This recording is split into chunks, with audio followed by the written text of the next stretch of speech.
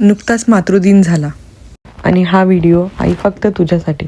आई, तुझं खरं तर महत्त्व मला मी आई झाल्यावरती अधिक कळालं. आधीही जाणवत होतंच, पण पिकू आल्यापासून तुझ्या मायेची, तुझ्या कष्टांची जाणीव आणखी तीव्र होत गेली ग. 16 वर्षांची होते मी जेव्हा शिकण्यासाठी घर सोडलं, आणि त्यावेळी तू दुसऱ्यांच्या शेतात काम करत राहिली का तर आमचं शिक्षण चालू राहावं. कधी सुट्टी घेतली नाहीस ना, कधी स्वतःच्या तब्येतीची कधी तक्रार केली.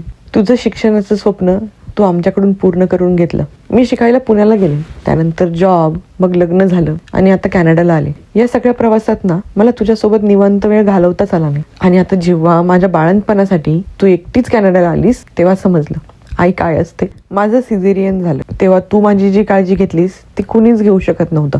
स्वतःचं दुखणं विसरून तू माझं आणि पिकूचं सगळं सांभाळलं. मला झोप मिळावी म्हणून तू रात्र रात्र जागून काढलीस. मी जेवल्यानंतर पाणी पिले की नाही हेही तुझ्या लक्षात असतं.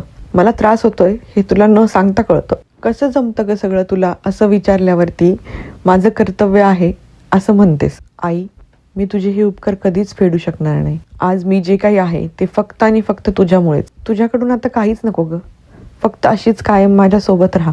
हॅपी मदर्स डे आई.